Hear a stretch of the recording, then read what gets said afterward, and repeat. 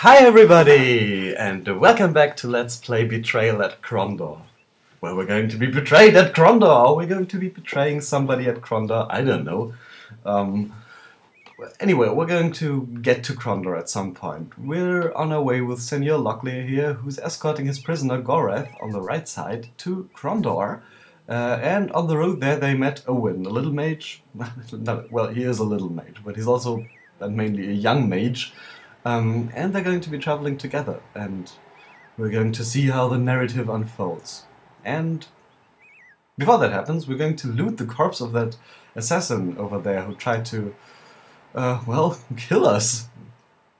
Thinking only made it worse. Setting aside his reservations about pilfering the fallen, he decided he would take what the goddess of luck had given them. However immoral he might feel about it, he was certain his stomach would quickly assuage his guilt if he found a bit of food to eat. Which we did. We found 4 rations, which we're going to share with everybody, and 2 lockpicks, which we're going to be giving to Senor Locklear, because he's going to be a lockpicker. The game, and I like that about the game, it has little messages like that, little narratives.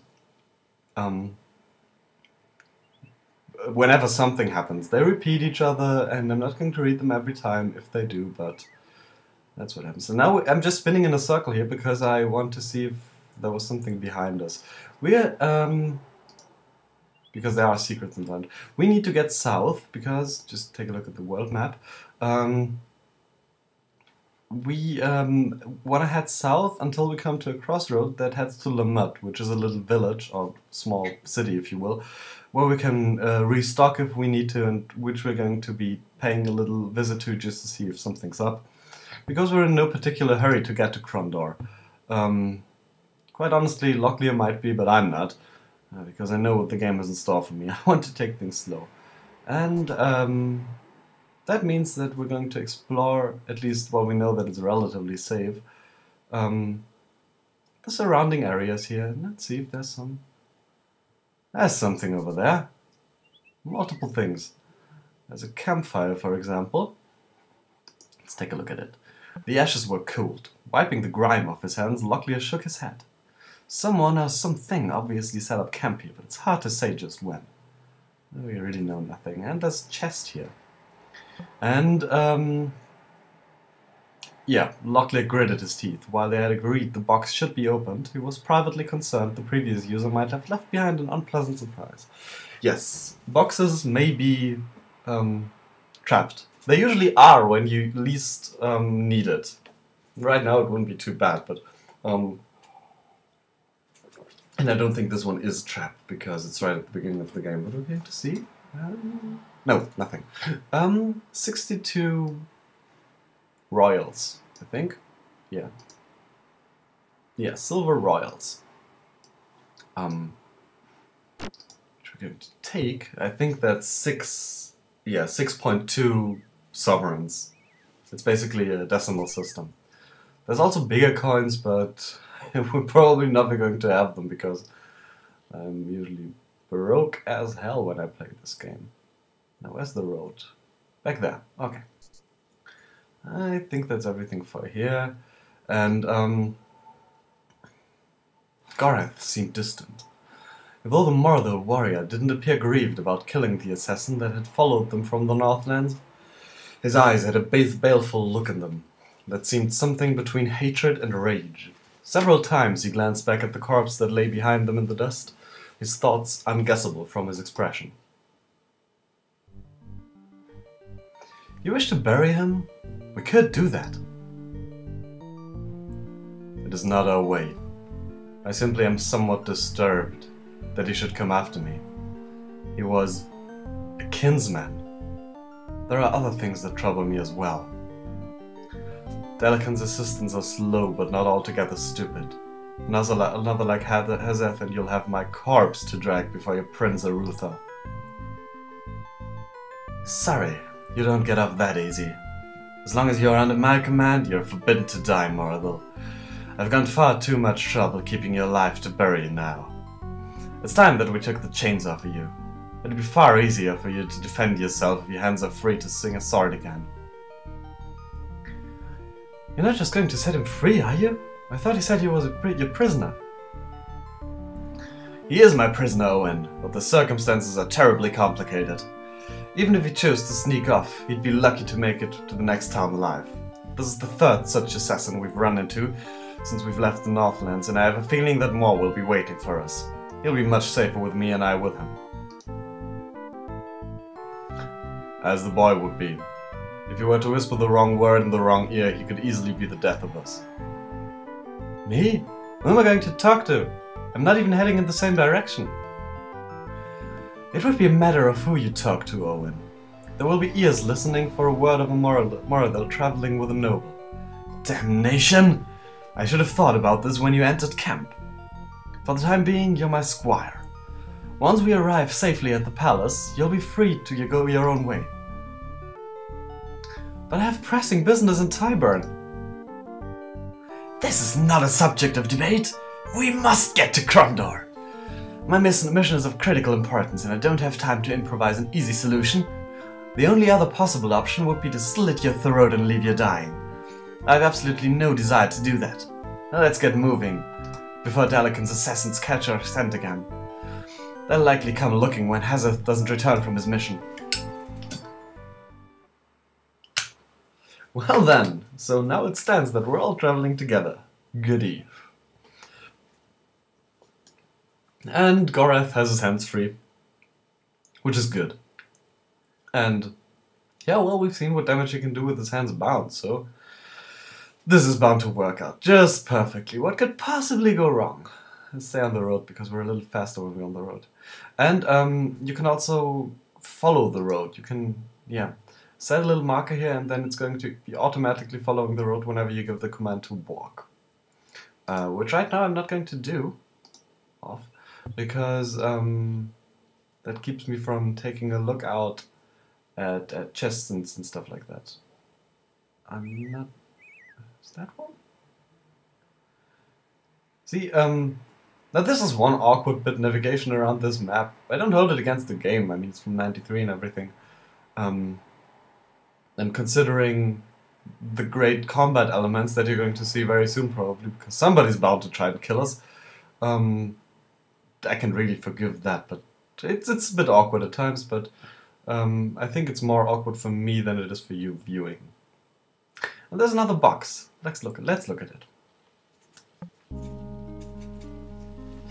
Rough in its construction and banded with iron, the Marthel box would be impossible to open without solving its word lock, and judging by the marks on the face of the chest, others had learned that lesson after much difficulty.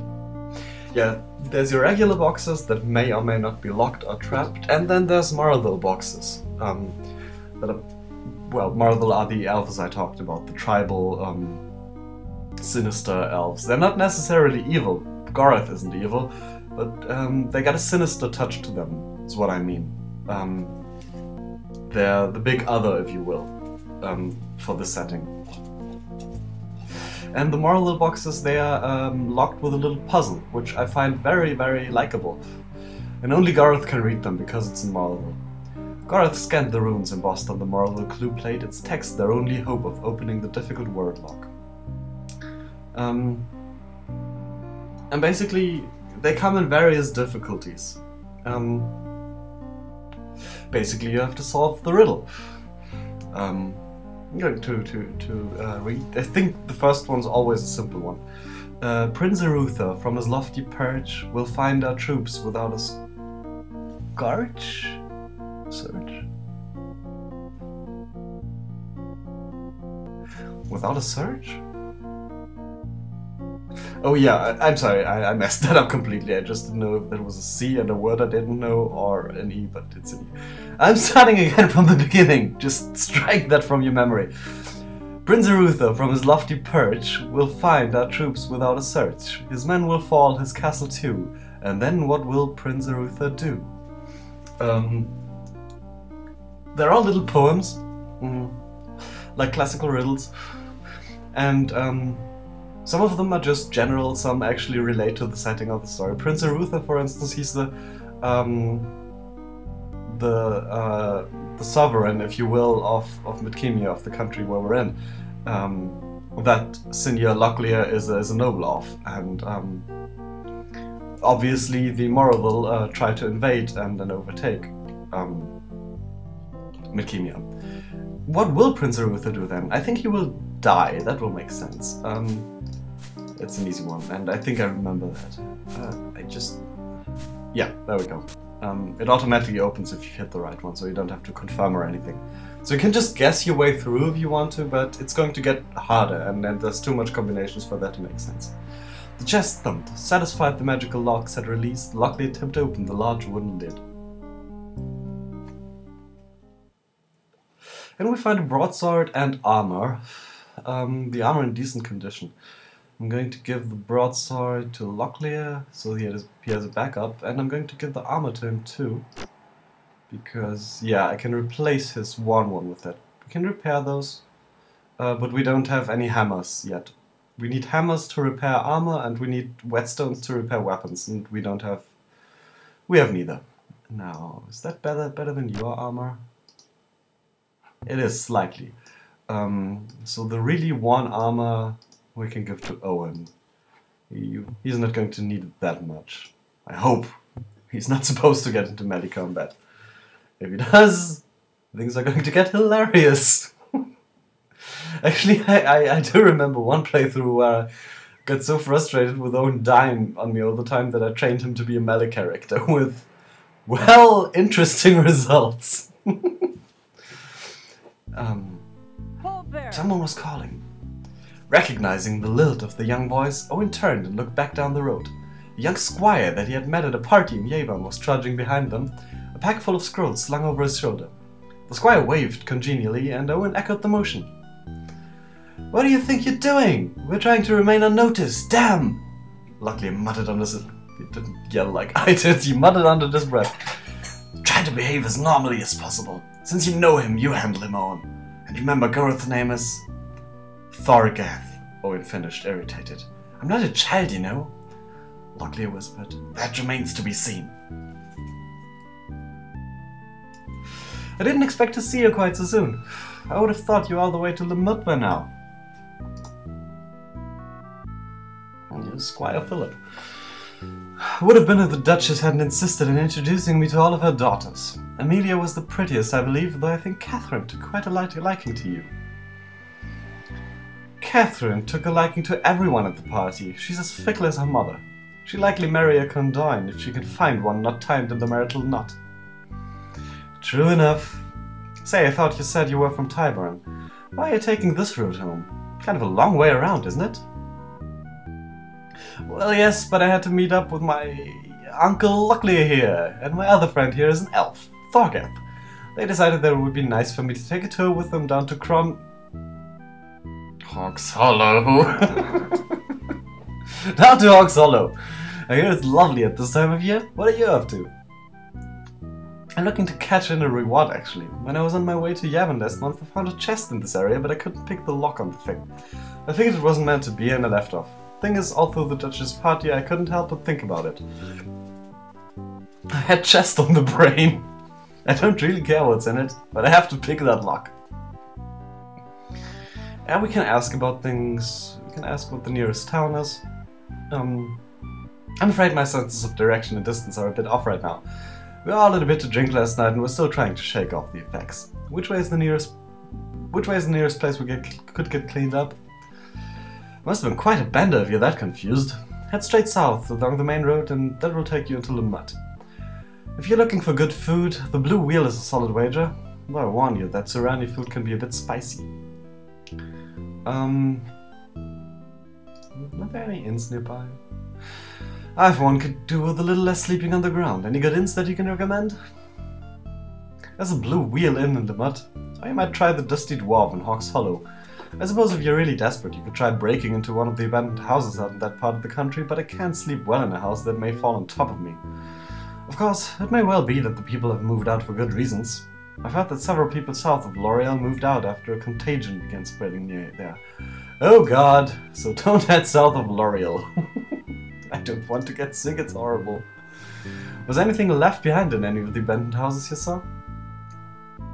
Nothing of real value. Bits of food in a few cupboards. An occasional gold piece kicked back behind the foundation of the house. Lost items mainly. The majority of the places I visited had those unpickable locks. Are they called Weber locks? Yes. They had the Weber locks installed, so I wasn't able to get inside. Lost items? I'm not certain, but I think I may have mislaid a very valuable belonging of mine.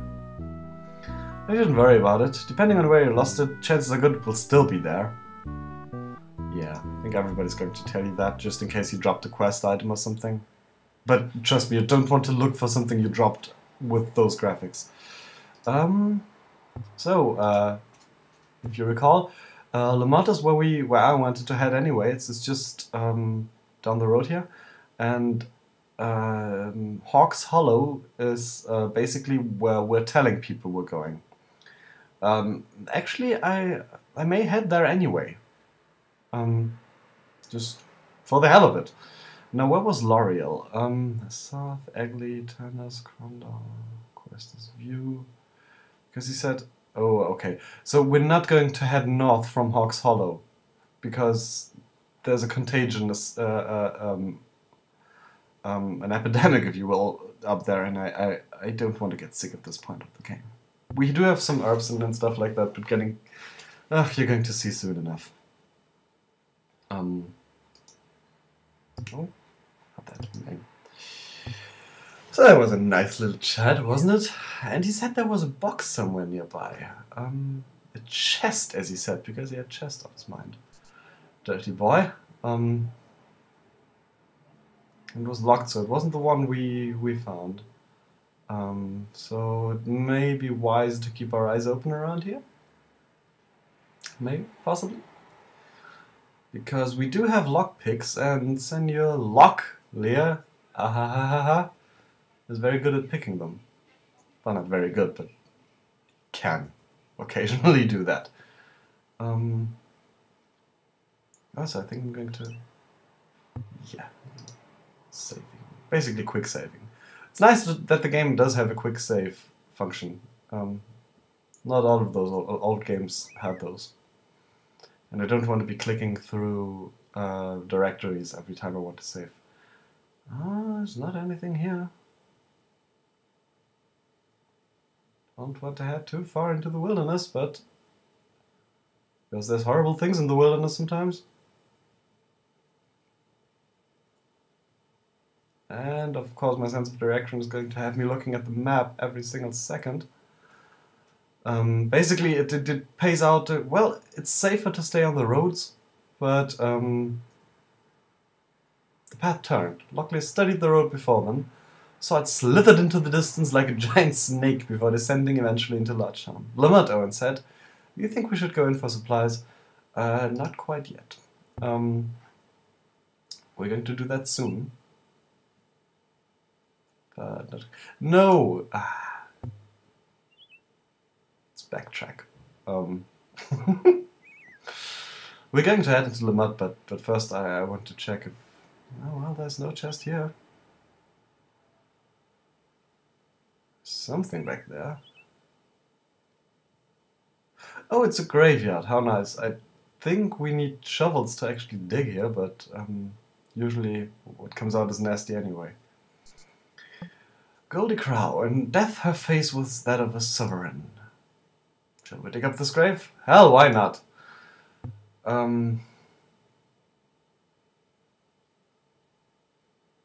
Okay, we don't have a shovel. I'm sorry, I should have read that, but... yeah, you can find useful stuff in graves, but also, yeah, sometimes you simply desecrate them, and that's not nice, and then that may have repercussions. And...